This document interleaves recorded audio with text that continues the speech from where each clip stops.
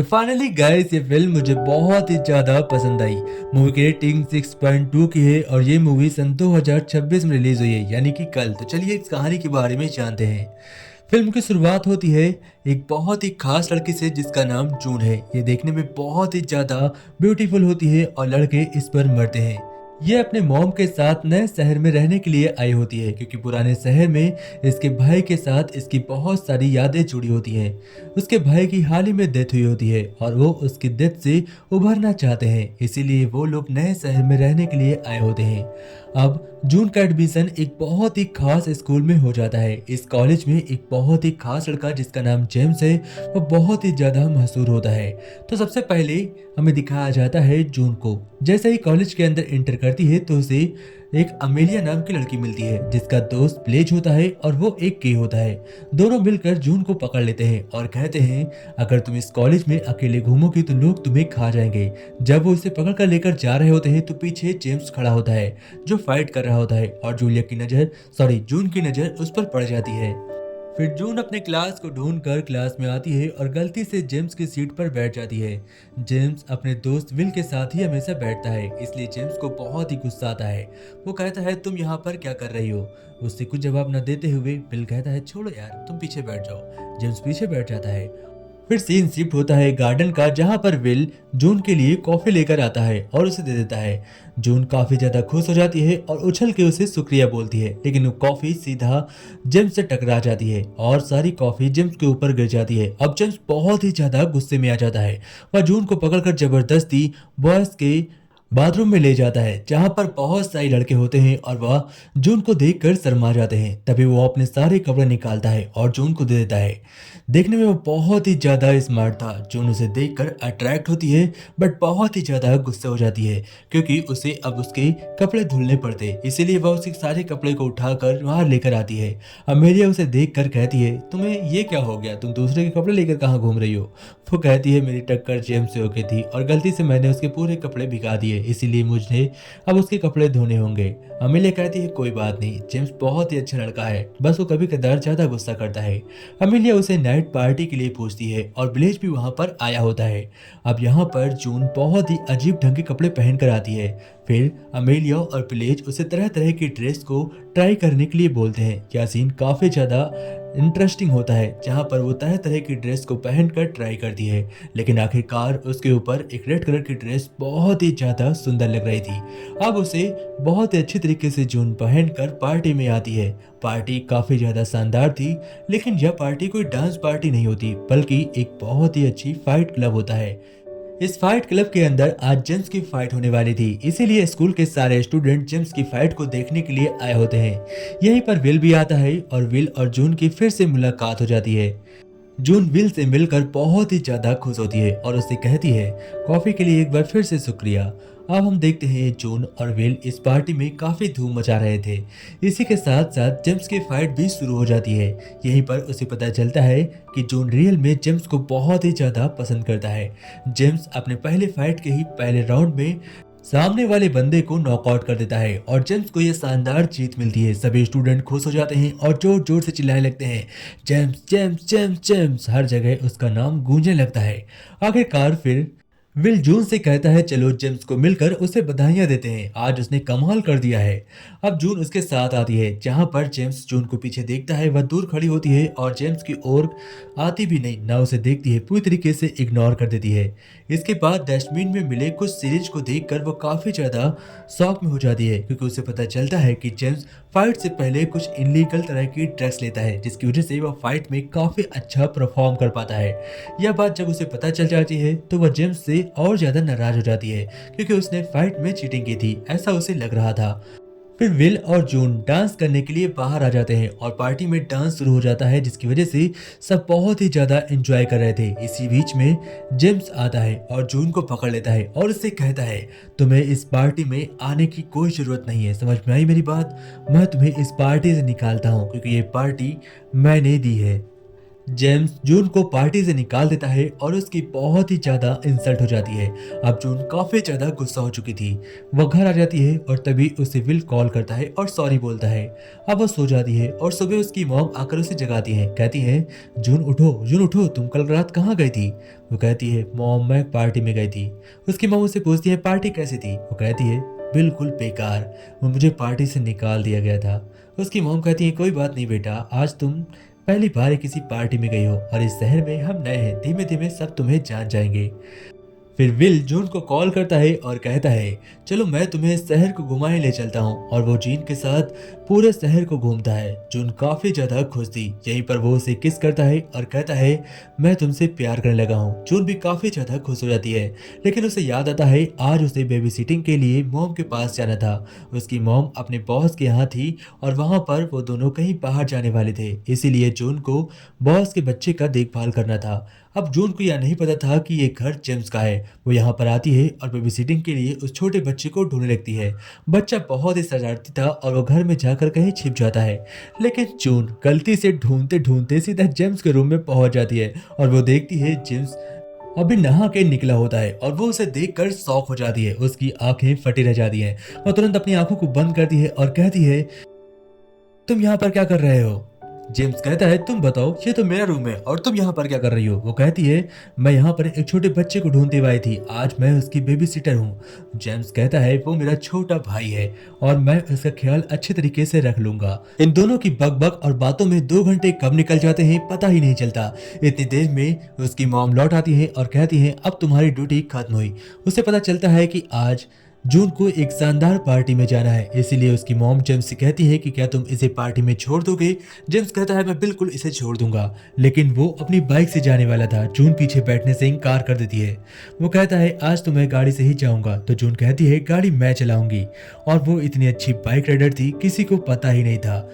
James जून से पूछता है कि तुम्हें बाइक चलाना किसने सिखाया? जून कहती है, मेरे भाई ने, लेकिन अब वो नहीं है, क्योंकि एक दिन हम लोग एक शानदार राइड पर गए थे और गलती से एक्सीडेंट हो गया था, जिसमें मेरे भाई की बेरहमी से मौत हो गई थी, और तभी लिए मैंने उस शहर को छोड़ दिया और मैं इस नए शहर में आकर उसके दर्द को, उसकी यादों को भुलाना चाहती हूँ। जेम्स उसे लेकर पार्टी में जाता है और यहाँ पर जून को एक गुंडा छेड़ने लगता है। जेम्स की आज एक पार्टी में बहुत ही शानदार फाइट होने वाली थी, लेकिन जो अपोनेंट उसे सामने मिलने वाला था वो जून को छेड़ने लगता है और उसमें जेम्स पहले ही उसे पीट देता है, जिसकी वजह से फाइट नहीं होती और वो सामने का ओपोनेंट बहुत ही बुरी तरीके से घायल हो जाता है। और फाइट रद्द होने की वजह से जेम्स को बहुत सारे पैसों का लॉस होता है। उसके कोच उससे काफी ज्यादा नाराज हो जाते हैं और कहते हैं, तुमने बहुत ही बड़ा घाटा करवा दिया। जेम्स कोच की बातों को सुनकर बहुत ही ज्यादा अपसेट हो जाता है और वो बहुत ही ज्यादा ड्रिंक कर लेता है। उसे नशे की हालत में कुछ भी समझ में नहीं आ रहा था, इसीलिए जून और उसका साथी यानी कि बॉयफ्रेंड विल उसे छोड़ने के लिए घर जा रहे थे। अब जेम्स पीछे ही कार में बैठा होता है और इतनी देर में विल कहता है, मैं चाबी लेकर आता हूँ। अब तभी हम देखते हैं कि बहुत ही होशियारी से जेम्स जून के हाथों को पकड़कर अपने ऊपर खींच लेता है, यानी कि जेम्स बिल्कुल होश में था, लेकिन वह नाटक कर रहा था ताकि वो दोनों साथ में उसे घर तक छोड़ने के लिए जाए। अब जून यह देख लेता है कि वो उसके ऊपर चढ़ी हुई थी, जिसकी वजह से विल को काफी ज्यादा गुस्सा आती है। विल जून के साथ आगे बैठता है और कार को स्टार्ट करके ये दोनों जाने वाले थे, लेकिन जेम्स पीछे बैठकर मुस्कुरा रहा होता है। जून को सारी वारदात पता थी, लेकिन वह विल से कुछ नहीं बताती, क्योंकि वह भी जेम्स को अंदर ही अंदर कहीं ना कहीं तो चाहती है। वह ऊपरी मन से भले ही उस जेम्स को इग्नोर करे, लेकिन वह अंदर से जेम्स से थोड़ा बहुत प्यार तो करती ही है। फाइनली वो दोनों घर तक पहुंच जाते हैं। फिल जून की आंखों में देखता है और उससे कहता है, तुम बहुत ही ज्यादा खूबसूरत लग रही हो। तभी वो दोनों एक दूसरे को किस करते हैं और इसी के साथ दोनों का कार्यक्रम शुरू हो जाता है। लेकिन यह सब कुछ पीछे बैठकर जेम्स बहुत ही अच्छी तरीके से देख रहा था, लेकिन बीच में ही न जाने कैसे विल का मूड बदल जाता है और वो चुपचाप जून से कहता है कि चलो तुम अपने घर जाओ, और उसे गाड़ी से उतार देता है। अब जून आकर चैटिंग कर रही होती है। चैटिंग के दौरान वह देखती है कि अचानक से उसे एक जेम्स का मैसेज आता है। वो बहुत ही ज्यादा खुश हो जाती है और उसे जेम्स का रिप्लाई कर देती है। अब जेम्स उसे अपनी एक फोटो भेजता है जिसमें उसके सारे सिक्स पैक दिख रहे थे। जून यह देखकर काफी ज्यादा एक्साइटेड हो जाती है और उससे कहती है कि ये बहुत ही ज्यादा खूबसूरत है। फिर दोनों घंटों आपस में चैट करते हैं। चैट के दौरान चैट के दौरान जेम्स जून से कहता है कि विल जो करने में नाकाम रहा वो मैं बहुत ही आसानी से कर सकता हूँ। बस तुम अपनी आंखों को बंद करो और मुझे महसूस करो। वह उसे अपनी बातों में फंसाता है और उसे वो करवा देता है जो उसे नहीं करना चाहिए, लेकिन जून को बहुत ही ज्यादा मजा आता है। अब कहानी आगे बढ़ती है और सुबह हो जाती है। सुबह जून जब अपने स्कूल में आती है तो वह जेम्स को देखकर उससे कहती है कल रात के लिए शुक्रिया। जेम्स जून की आंखों में देखता है और कहता है तुम विल के लायक बिल्कुल भी नहीं हो। मैं अपने दोस्त को किसी ऐसी लड़की के साथ नहीं भेज सकता जो उसे धोखा दे दे। बस मैं तुम्हारा कल रात टेस्ट ले रहा था और तुम उसमें फेल हो गई। तुमने विल को छोड़कर मुझे चॉइस की और यह तुम्हारी सबसे बड़ी गलती थी। यह बात जानकर जून के एकदम अचानक से शौक लग जाता है। वह सोचती है कि भला मैं ऐसा कैसे कर सकती हूँ। उसे अपने आप पर गिल्ट फील होने लगता है। वह बहुत ही ज्यादा टूट जाती है। उसे कुछ भी समझ में नहीं आ रहा था कि वो क्या करे। इसीलिए वो जेम्स को किसी भी हालत में ये मनाने पर मजबूर कर रही थी कि वह विल को कल रात के बारे में कुछ न बताए। लेकिन जेम्स कहता है मैं तो अपने दोस्त को सब कुछ बता दूंगा, क्योंकि अगर मैंने नहीं बताया तो मैं अपने दोस्त को फिर से एक बार रोता हुआ देखूंगा, जैसे उसकी फर्स्ट गर्लफ्रेंड ने उसके साथ किया था। अब फाइट शुरू होती है और फाइट के दौरान जून वहीं पर होती है और फाइट को देख रही होती है। फाइट खत्म होती है और वो उसके लिए पानी लेकर आती है। जेम्स काफी ज्यादा खुश हो जाता है। इतनी देर में वहां पर कोच आता है। कोच अनाप शनाप बकने लगता है और कहता है ये लड़की तुम्हें यहाँ पर नहीं होना चाहिए। जेम्स कहता है कि ये लड़की यहीं पर रहेगी, अगर तुझे नहीं पसंद है तो तू यहाँ से निकल जा। उसका कोच गुस्से में यहाँ से निकल जाता है और हमें दिखाया जाता है विल को। विल बहुत ही ज्यादा अपसेट था, क्योंकि उसे कहीं ना कहीं से पता चल चुका था कि असल में जेम्स उसे धोखा दे रहा है। वो जून दोनों एक साथ कुछ ना कुछ तो कर रहे हैं उसके पीठ के पीछे। इसीलिए वो बहुत सारे ड्रग्स ले लेता है। विल की हालत बहुत ही ज्यादा खराब हो जाती है। उसे कुछ भी समझ में नहीं आ रहा था कि उसे क्या करना चाहिए। इसीलिए जेम्स अब विल को लेकर छोड़ने के लिए आज जाने वाला था और वो जून से कहता है कि तुम मेरी गाड़ी लेकर चली जाना। इधर हम देखते हैं कि जून और जेम्स एक दूसरे को किस करने ही वाले थे कि इतनी देर में जैक्सन आ जाता है, जो जेम्स का एक अच्छा दोस्त था। वो उसे बताता है कि विल पार्टी में बेहोश हो गया है। हम देखते हैं कि यहाँ पर विल बेहोश पड़ा होता है और जेम्स उसे उठाकर अपनी कार से उसके घर लेकर जाता है। यहाँ पर हम देखते हैं कि जैसे ही जून अपने घर पहुंचती है उसके पीछे कोच भी आ जाता है और कोच यहाँ पर जून को धमकी देता है और कहता है अगर तुम दोबारा जेम्स से मिली तो मैं तुम्हें मार दूंगा। मैं तुम्हारे साथ वो करूंगा जो तुमने सोचा नहीं होगा। जून काफी ज्यादा डर जाती है क्योंकि वह अकेली होती है और यहाँ पर कोई नहीं था। जून अपने घर के अंदर जाती है और जाकर डोर को लॉक कर लेती है। इतनी देर में जून फिर से कोई नॉक करता है। अब बाहर वह बहुत ही ज्यादा घबराई हुई होती है, लेकिन जैसे ही दरवाजा खोलती है तो बाहर जेम्स होता है। जेम्स को देखकर वह बहुत ही ज्यादा खुश हो जाती है। उसके हाथ में चाकू था। जेम्स यह देखकर समझ जाता है कि इसको किसी ने धमकी दी थी, इसीलिए वो दरवाजे खटखटाने पर इतना ज्यादा घबरा गई। अब वो आज रात इसी के घर रुकने के लिए कहता है। जून कहती है बिल्कुल, आज तुम यहीं पर रुक जाओ। जेम्स उसके घर पर आज रात रुका होता है, लेकिन वो जून से कहता है कि मैं तुम्हारे साथ कुछ करने नहीं वाला, बस मुझे अलग सोना है। वो चुपचाप जाकर बेड पर अलग सो जाता है। जून अलग सो जाती है, लेकिन रात में जब वह उसे कंबल उड़ाने के लिए आती है तो जेम्स उसका हाथ पकड़कर खींच लेता है और फिर सुबह हो जाती है। सुबह जून उठती है और वो बहुत ही ज्यादा खुश थी। वह जेम्स से भी बहुत ही ज्यादा खुश थी। जेम्स और वो दोनों एक हो चुके थे, लेकिन सुबह जैसे ही कोच जेम्स के घर जाता है, जेम्स उसकी कॉलर पकड़ लेता है और कहता है दोबारा दोबारा कभी भी तुम मुझसे मत मिलना। अब कोच चुपचाप यहाँ से लौट रहा था, लेकिन वह जाते जाते उससे पूछता है क्या यह सब कुछ तुम्हें जून ने बताया? वो कहता है नहीं, लेकिन तुम्हारी सिगरेट मुझे वहां पर पड़ी हुई मिली और तुम जिस ब्रांड की सिगरेट पीते हो मैं ये देखकर समझ गया था कि तुम कल रात जून के घर गए थे और तुमने उसे धमकाया था। अब हम देखते हैं एक और बहुत ही शानदार पार्टी होती है और यह पार्टी जेम्स ने दी थी क्योंकि उसने अब फाइट छोड़ दी थी। यह पार्टी बहुत ही शानदार चल रही थी कि इतनी देर में सभी के पास बहुत सारे मैसेजेस आते हैं। इन मैसेजेस में जेम्स और जून के क्लोज रिश्ते के बारे में दिखाया गया था। धीमे धीमे ये सारे मैसेजेस पूरे स्कूल में फैल जाते हैं और सभी के फोन पर होते हैं। पार्टी में सब अजीब ढंग से जून को देखने लगते हैं और जून काफी ज्यादा गुस्से में आ जाती है। जैसे उसे यह मैसेज के बारे में पता चलता है वो पार्टी को छोड़कर अपने घर भाग आती है। उसे कुछ समझ में नहीं आ रहा था कि वो क्या करे, क्योंकि उसकी बहुत ज्यादा बदनामी हो गई थी।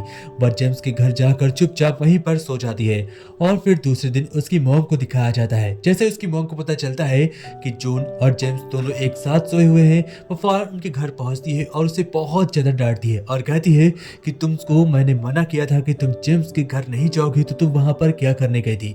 वो कहती है कल रात हमारे बीच कुछ नहीं हुआ मॉम, बस मैं बहुत ज़्यादा घबराई हुई थी। उसकी मॉम कहती है कि वो मेरे बॉस का लड़का है, तुम्हें वहाँ पर नहीं जाना चाहिए, अब वो मुझे जॉब से निकाल देंगे। वो बहुत ही ज़्यादा गुस्से में होती है। अब हमें लास्ट सीन दिखाया जाता है। आज एक और शानदार फाइट होती है और उसके कोच ने जेम्स को बुलाया होता है। जेम्स के सामने अपोनेंट में इस बार कोई और नहीं बल्कि विल ही होता है, क्योंकि विल को पता चल चुका था कि उसकी बंदी इस समय जेम्स के साथ है। वह गुस्से में जेम्स से फाइट करता है, लेकिन जेम्स सिर्फ अपने आप को डिफेंस करता है। वह विल के ऊपर भी एक भी बार अटैक नहीं करता, जिसके चलते उसे बहुत ही ज्यादा चोट खानी पड़ती है और कोच इस फाइट को हार जाता है। कोच के बहुत सारे पैसे डूब जाते हैं, इसीलिए वो लोग अपने गुंडे को बुलाकर जेम्स को किडनैप कर लेते हैं और जेम्स को लेकर यहाँ से जाने लगते हैं। जून को पता चल जाता है कि जेम्स किडनैप हो चुका है।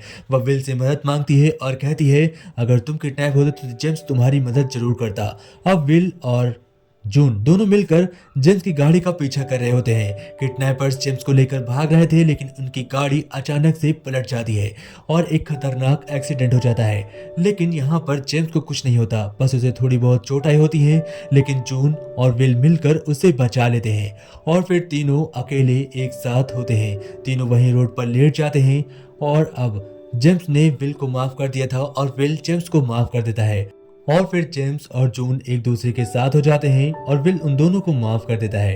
इसी के साथ ये स्टोरी खत्म होती है। तो दोस्तों कैसे लगी मूवी कमेंट में जरूर बताइएगा। वीडियो पसंद आई हो तो वीडियो को लाइक एंड चैनल को सब्सक्राइब जरूर करिएगा। जय हिंद दोस्तों, टेक केयर।